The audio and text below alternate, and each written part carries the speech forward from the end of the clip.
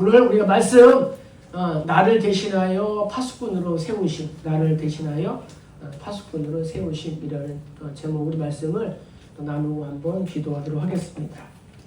주전 BC 599년 당시 강대국인 이 바벨론의 느부갓네살 왕이 예루살렘을 공격해서 예루살렘 유다의 왕인 여호야긴 왕을 비롯하여 많은 이 유대인들을 포로로 잡아서 바벨론으로 이주를 시켰습니다. 이때에 선지자인 이 에스겔도 함께 바벨론에서 이 북쪽으로 약 200마일이나 떨어져 있는 그발 강가에 있는 유대인 포로 집단 구역에 강제로 이주를 당하게 됩니다. 에스겔은 이 포로지에 거주하면서 하나님의 선지자로 약 20년간 활동을 하게 됩니다. 북이스라엘은 아수르에 의하여 망한 지 오래였고 남유다도 계속되는 이 강대국의 침략으로 풍전등화와 같은 때였습니다. 자, 그러면 아브라함에게 약속하시고 모세를 통하여 출애굽하여 가나안의 국가를 세우신 하나님께서 왜 이스라엘의 멸망을 막아주지 않았을까요? 성경은 이스라엘 백성들이 우상을 섬기면서 하나님을 배신하고 도덕적으로 타락한 결과라고 말씀하고 있습니다. 하나님은 이 풍전드가와 같은 나라가 망하고 바벨론의 포로가 된 이러한 시대에 이스라엘을 깨우고자 이 선지자로 이 에스겔을 세우셨습니다. 자, 이 그림을 한번 보시기 바랍니다. 자, 어떠한 그림일까요? 모두가 이 나팔을 불고 또 망대에서 또 무엇을 바라보는 그러한 그림입니다. 파수꾼의 그러한 그림이라는 거죠. 파수꾼의 그림. 자, 네 가지 그림 중에 한 가지 특이한 그림이 있습니다. 어떠한 그림이에요? 어떠한 그림이에요? 여러분 보시기에 밑에서 그쪽에서는 세 번째예요? 세 번째 그림이에요? 왜 세 번째 그림이에요? 다른 분들은 말 안 하시네? 네 번째 그림이에요. 네 번째 그림은 어떤 그림이에요? 네. 나머지 세 그림은 서서 나팔을 불거나 망을 보는 그림인데 한 그림은 누워있어 자는 그림입니다. 파수꾼이 쳐들어오는데 어떻게 해요?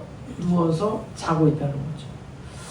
하나님께서 에스겔을 이 선지자 파수꾼으로 세우신 것처럼 오늘날 우리 모두를 하나님께서 영적인 파수꾼으로 세우신 줄로 믿습니다. 네. 자, 17절 상반절에 보면은 인자야 내가 너를 이스라엘 족속의 파수꾼으로 세웠으니, 자, 여기 인자야 하는 말에 자기 이름을 넣습니다. 그래서 읽겠습니다. 이스라엘 족속의 파수꾼으로 세웠으니. 네, 우리를 하나님께서 뭐로 세웠다고요? 파수꾼으로 세웠다는 거예요. 파수꾼은 워치맨이라고 하는데 히브리어로 초페 또는 차파라고 합니다. 그러니까 뜻은 무엇이냐? 날카로운 눈으로 보는 거예요. 날카로운 눈으로 본다. 감찰하는 사람을 우리가 파수꾼이라고 한다는 거예요. 파수꾼은 성벽 위에 세워진 높은 망대에서 서서 잠시라도 긴장을 늦춰서는 안 된다는 거예요. 주변의 동태를 주시하여 이 적이 침입해 오면은 재빨리 알리는, 밤에도 나팔을 불고 낮에도 나팔을 불어야 된다는 거죠. 자면 안 된다는 거예요. 파수꾼은 2000년 전에만 있었던 것이 아니라 오늘날도 있습니다. 휴전선을 지키는 군인들은 나라의 파수꾼입니다. 아파트 경비원들이나 은행의 청원경찰, 동네의 방범대원들 모두 이 시대의 파수꾼이라는 거예요. 약간 빗나간 일이지만 범죄 행위를 하기 위하여 망을 세우는 것도 일종의 파수꾼이에요. 이렇게 파수꾼은 망을 보는 사람이라는 거예요. 그래서 수상한 사람이 나타나는지 그 여부를 살피고 이러한 사람이 나타나면 모든 사람이 듣도록 소리를 치는 사람이, 나팔을 부는 사람이 파수꾼이라는 거예요. 하나님께서 에스겔에게, 에스겔아, 네가 선택할 수 있는 4가지가 있다. 네가 선택할 수 있는 4가지 경우를 하나님께서 친절하게 말씀해 주셨어요. 그것이 우리가 읽은 본문인데, 첫째는 뭐냐? 에스겔이 악인에게 하나님의 말씀을 전하지 않는 경우가 있습니다. 하나님께서 에스겔을 파수꾼으로 세웠는데 하나님의 말씀을 전하지 않는 거예요. 이때는 이 악인이 죄 가운데 죽고 에스겔도 책임 추궁을 당하게 되는 거예요. 그래서 18절 하반절에 보면 뭐라고 써 있어요? 그의 핏값을 내 손에서 찾을 것이고, 이렇게 말씀했습니다. 두 번째는 에스겔이 악인에게 하나님의 말씀을 전하는 경우, 이때에 악인이 하나님의 말씀을 듣고도 깨우치지 않으면은 악인은 죽고 에스겔은 책임이 있다 없다? 없습니다. 너는 내 생명을 보존하리라. 네. 자, 세 번째 경우는 이거예요. 에스겔이 의인의 타락에도 하나님의 말씀을 전하지 않는 경우. 앞에 2가지는 악인입니다. 나머지 2가지는 의인이에요. 의인의 타락에도 하나님의 말씀을 전하지 않는 경우 어떻게 되냐? 이때는 의인도 죽고 에스겔도 책망을 받게 되는 거예요. 그의 핏값은 내가 내 손에서 찾으리라, 이렇게 말씀했습니다. 네 번째. 에스겔이 의인을 깨우쳐서 죄를 범하지 않게 하는 경우, 이때는 의인도 살고 에스겔도 사는 거예요. 보존하리라, 이렇게 말씀했습니다. 자, 정리해보면 이거예요. 첫 번째, 두 번째, 세 번째 경우까지는 악인이든 의인이든 모두 죽는다라는 공통점이 있습니다. 또 에스겔의 삶도 보장을 받지 못하고 위협을 당하게 돼요. 왜요? 책임을 다하지 않았기 때문입니다. 자, 에스겔이 경고하지 않거나 상대방을 시험에 들게 한다면 그들은 물론이고 에스겔의 생명도 위험해지는 거예요. 따라서 선지자인 에스겔도 자신을, 상대방이 아닌 자신을 구하기 위해서라도 애써야 된다는 거예요. 하나님께서 악인들이 스스로 범죄하여 심판을 받게 될 때에 파수꾼으로 세우신 사람들에게도 그 책임을 물으신다라는 거예요. 독일의 본헤퍼 목사님은 히틀러를 암살하려다가 들켜서 사형을 당했습니다. 하루는 본헤퍼가 꿈을 꿨어요. 히틀러가 죽어서 심판을 받는데 하나님께서 히틀러에게 이렇게 말씀하시는 거예요. 히틀러야, 너는 살았을 때에 많은 사람들의 무죄한 피를 흘렸으므로 영원히 꺼지지 않는 지옥불에 들어가 이 고통의 형벌을 받아야 한다. 이렇게 하나님께서 선포하신 거예요. 그때에 히틀러가 항의합니다. 하나님, 저는 억울합니다. 나는 사후에 이러한 세계가 있는 것을 알지 못했습니다. 만약 이러한 세계가 있는 것을 알았다면 왜 그러한 죄를 지었겠습니까? 왜 수많은 유태인 600만 명을 내가 죽었겠습니까? 더구나 누구 한 사람이라도 나에게 예수 믿으라고 전도해 준 사람이 없었고 천국과 지옥을 말해주지 않았습니다. 이 말을 꿈에서 들은 이 본회포는 히틀러의 영혼을 불쌍한 그러한 마음이 생긴 거예요. 그를 죽이도록 미웠지만 그에게 복음을 전하지 못한 자신의 모습을 회개했다고 합니다. 그래서 네 번째 경우가 중요한 거예요. 네 번째 경우. 이 경우에만 양쪽 모두가 살기 때문이에요. 성도인 우리도 이 에스겔과 같이 이 시대에 하나님께서 영적인 파수꾼으로 세우신 것을 기억하시기를 주의 이름으로 축복합니다. 자, 그러면은 하나님 파수꾼으로 세우신 에스겔은 어떠한 사람이냐? 17장 하반절 우리 읽겠습니다. 너는 내 입의 말을 듣고 나를 대신하여 그들을 깨우치라. 하나님께서 파수꾼으로 세우신 에스겔은 누구라고요? 하나님을 대신하는 자라는 거예요. 하나님께서 에스겔을 파수꾼으로 세우셨는데 하나님을 대신하는 파수꾼으로 세우셨다는 거예요. 파수꾼으로 세움을 받은 에스겔의 사명은 하나님의 말씀을 듣고 하나님을 대신하여 이스라엘 백성들에게 전하는 거예요. 오늘날 말하면은 대사예요. 대사. 또 특사라는 거예요. 하나님을 대신하는 사람이 되기 위해서 우리의 생각 그리고 세상을 보는 시각, 사람을 보는 시각이 어떻게 해요? 하나님의 마음으로 보아야 된다는 거예요. 인생을 보고 또 세상을 보고 사람을 보고 하는 것이 내 주관이 아니라 하나님의 마음으로 이렇게 바라보기를 주의 이름으로 축복합니다.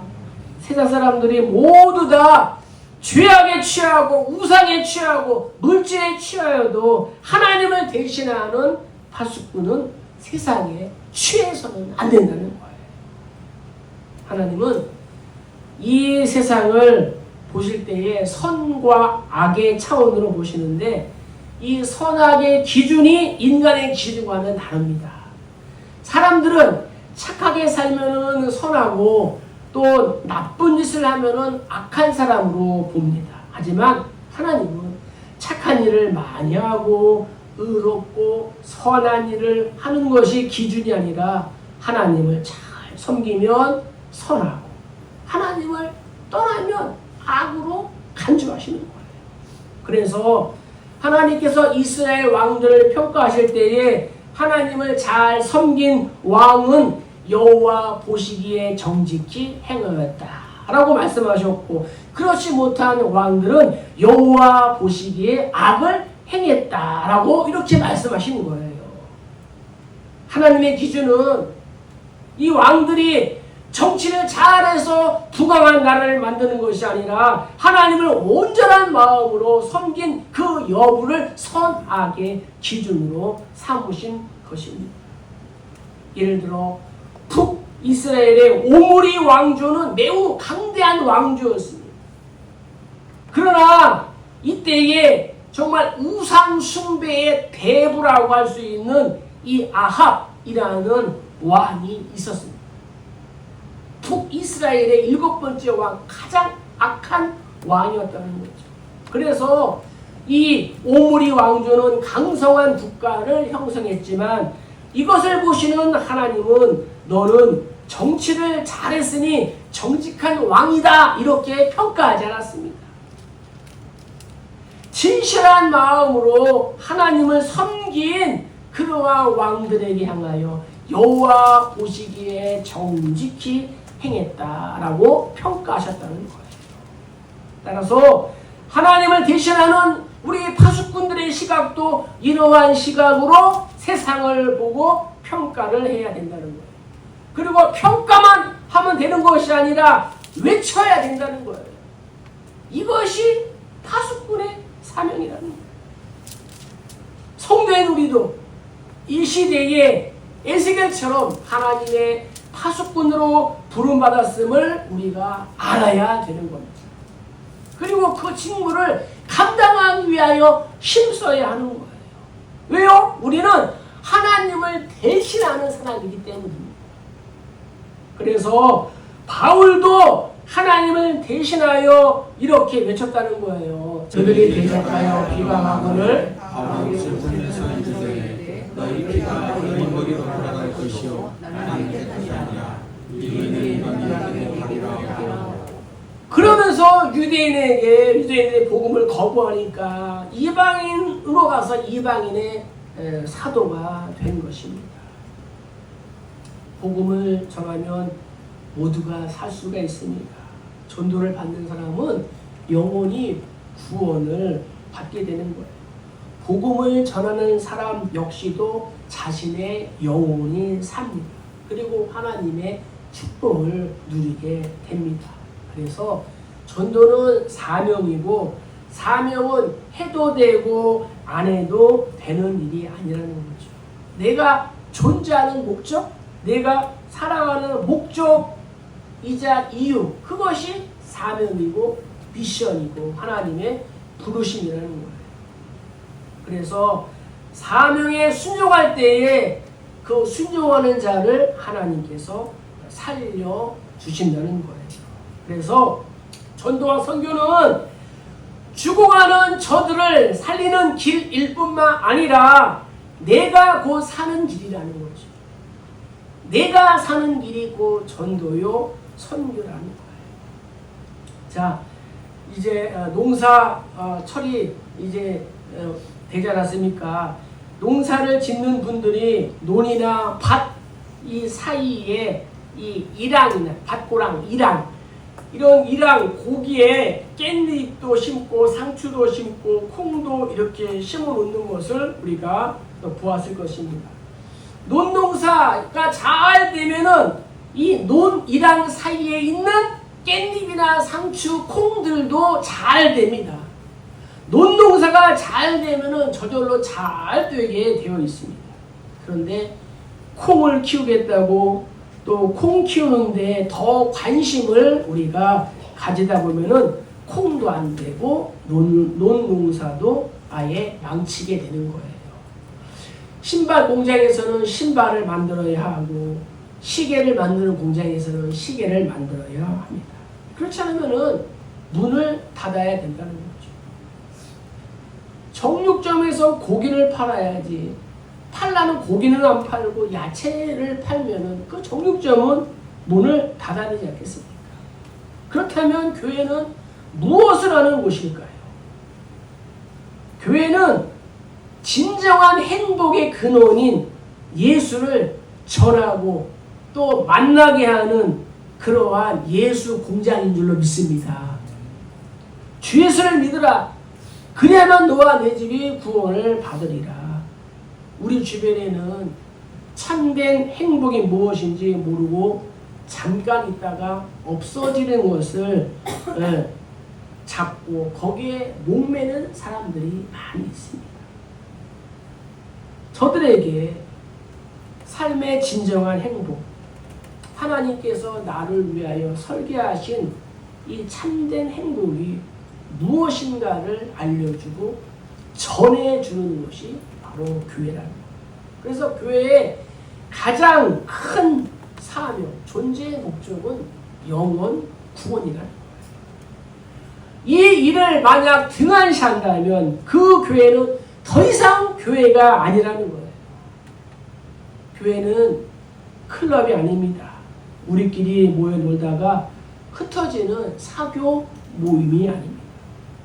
교회 안에는 교육부서가 있어서 성경 공부도 해야 하고, 또 교회 안에는 구제와 또 섬김과 또 교제와 봉사가 있다는 거죠. 이런 것들이 있더라도 교회에 전도와 선교가 없다면 아무것도 아니라는 거예요. 그래서 우리가 때를 얻든지 못 얻든지 우리가 복음을 전하며 또 전도 축제를 통하여 복음을 한 번이라도 듣지 못한 사람들에게 복음을 들려주는 거예요. 자, 하나님을 대신하는 파수꾼의 사명은 무엇일까요? 가령 내가 아비의 나라를 너무 부지런할 때에 네가 깨우치지 아니하거나 말로 아들에게 이르서 그의 악한 길을 떠나 생명을 구원하게 하지 아니하면 그 아들은 그의 죄악을 통해서 죽으려니와 내가 그의 핏값을 네 손에서 찾을 것이고. 아멘. 파수꾼의 사명은 무엇이냐? 깨우쳐야 된다는 거예요. 알려야 된다는 거예요. 우리가 읽은 이 16절부터 21절까지 말씀에 깨우쳐야 하는 단어가 6번이나 등장합니다. 17절, 18절, 19절, 20절, 21절에는 2번이나 깨우쳐야 한다는 거죠. 최전방 휴전선을 지키는 군인들이 생활하는 이 방카에 가면은 방카 입구에 이렇게 써 있습니다. 졸면 죽는다. 뭐라고요? 네. 졸면 죽는다. 그 글을 써놓고 민족의 불침번 파수꾼의 역할을 하고 있다는 거예요. 우리도 영적으로 졸면은 어떻게 돼요? 죽는 거예요. 파수꾼이 졸면은 자기만 죽으면 괜찮아요. 그런데 전우들도 같이 죽는 거예요. 그러니까 졸지 말아야 되는 거예요. 죄인들이 망하는 것은 당연한 것이지만 그 책임을 누가 져야 하느냐 하면 파수꾼 된 우리가 책임을 져야 된다는 거예요. 오늘 말씀에 2000년 전에 갈릴리 해변에서 예수님께서 제자들을 부르실 때 이렇게 말씀했습니다. 나를 따라오너라. 내가 너희를 사람을 낚는 어부가 되게 하리라. 사람을 낚는 어부. 이것이 예수님을 따르는 제자들의 진짜 이름이라는 거죠. 사람을 낚는 어부. 영혼을 살리지 못하는 사람은 예수님의 제자라 할 수가 없다는 거예요. 나만 예수를 믿어 천국에 가는 이기적인 그리스도인은 예수님의 진실된 일꾼이다. 이렇게 할 수가 없다는 거예요. 하나님께서 아브라함을 부르시면서 이렇게 말씀하셨습니다. 내가 너로 큰 민족을 이루고 내게 복을 주어 내 이름을 창대하게 하리니 너는 복이 될지라. 내가 너로 복의 근원이 되게 하리라. 아멘. 우리 모두가 믿음의 조상 아브라함의 그러한 영적인 후손인 줄로 믿습니다. 나를 통하여 복이 흘러가고 우리가 복의 근원이 되어야 되지 않겠습니까? 하나님 약속하신 복은 복의 근원이 되는 복이에요. 나만 복을 받는 것이 아니라 나로 하여금 상대방을 복받게 하는 것. 나만 혼자 잘 먹고 잘 사는 것이 아니라 나로 인해서 상대방이 복받는 것.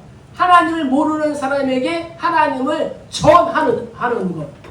그것이 파수꾼으로 세우신 하나님을 대신하는 또 깨우쳐야 하는 그러한 우리가 되어야 된다는 거예요. 우리나라 복음이 처음 들어왔을 때에 초기 선교사들의 이 보고서가 있습니다. 거기에 보면은 이렇게 기록되어 있어요. 1915년 한국에서 산업 박람회가 열렸는데 이 기간에 전국에 있는 한국인 권서인, 이 권서인은 이제 순회 전도자, 또 서적 판매상, 설교자, 등을 그때는 권서인이라고 했습니다. 전도하는 그러한 사람들. 예, 이런 사람들 171명이 선교사들의 초청에 따라 서울을 방문했습니다. 여기저기에서 다 온 거죠. 지방에서, 남쪽에서, 북쪽에서 다 서울에 온 거예요.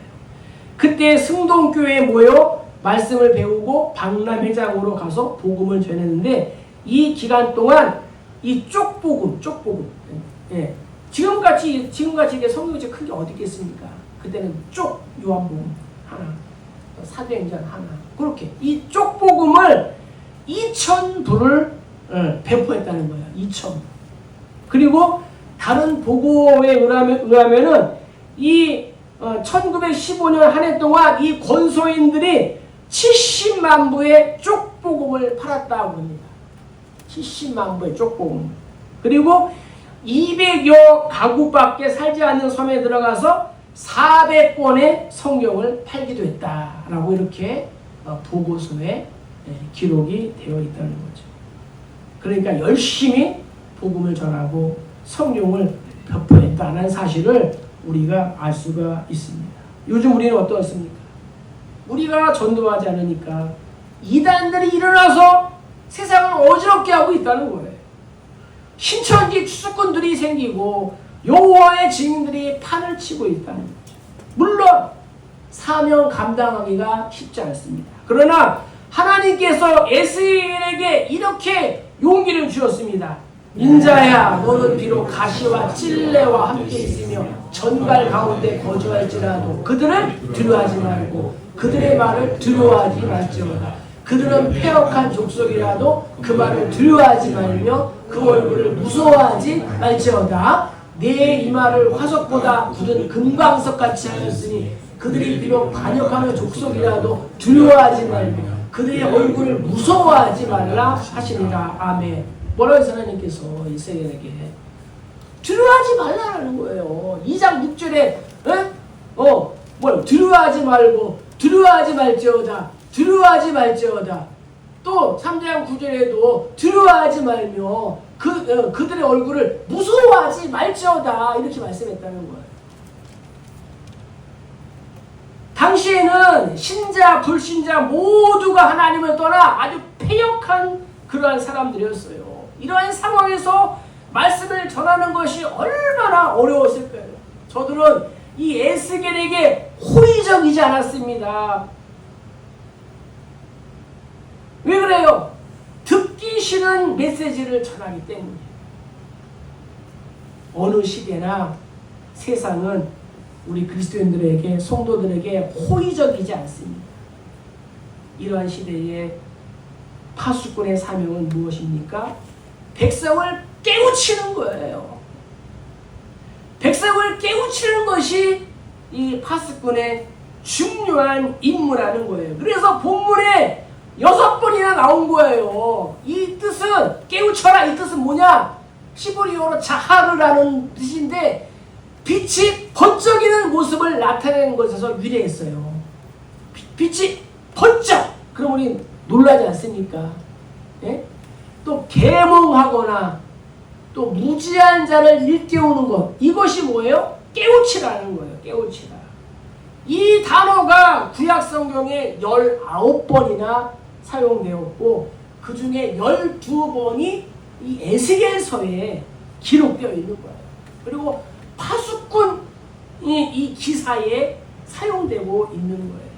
그래서 미리 경계를 주고 경고하여 바로 가르친다라는 이러한 의미가 있다는 거예요. 이제 말씀을 마무리하려고 합니다. 성도인 우리의 고유한 이 사명은 말씀으로 깨우쳐서 순종하게 하는 거예요. 그래서 시편 기자가 이렇게 고백했어요. 그의 아들에게 입맞추라. 그렇지 아니하면 진노하심으로 너희가 길에서 망하리니 그의 진노가 급하십니다. 여호와께 피하는 모든 사람은 복이 있도다 라고 말씀하십니다. 아들에게 입맞추라 하는 것은 순종과 복종을 의미하는 것입니다. 그러한 사람들에게 우리가 듣든지 안 듣든지 때를 얻든지 못 얻든지 이것이 주 하나님의 메시지다라고 선포하는 것이 파수꾼의 역할이라는 거예요. 말씀을 정리합니다. 우리는 전도에 대한 막연한 두려움을 가지고 있습니다. 전도는 어려워할 뿐만 아니라 누군가를 어려워하게 하는 이러한 또 한계도 가지고 있습니다. 그러나 염려하는 자는 씨를 뿌릴 수가 없다는 거죠. 오늘도 우리가 전하는 복음을 기다리는 사람이 있다는 거죠.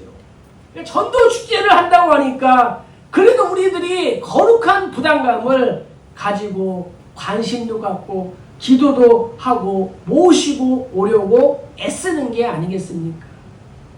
전도는 해도 되고 안 해도 되는 것이 아니라 반드시 해야 되는 것이다. 파수꾼인 성도의 사명은 전하는 것이다. 열매는 하나님께 맡기고 씨를 뿌리는 것이다. 하나님께서 우리 모두를 하나님을 대신하여 이 시대의 파수꾼으로 세우셨음을 기억하고 이 전도 축제에 우리가 한마음으로 동참하는 우리 모두 다 되시기를 또 주의 이름으로 간절히 축복합니다.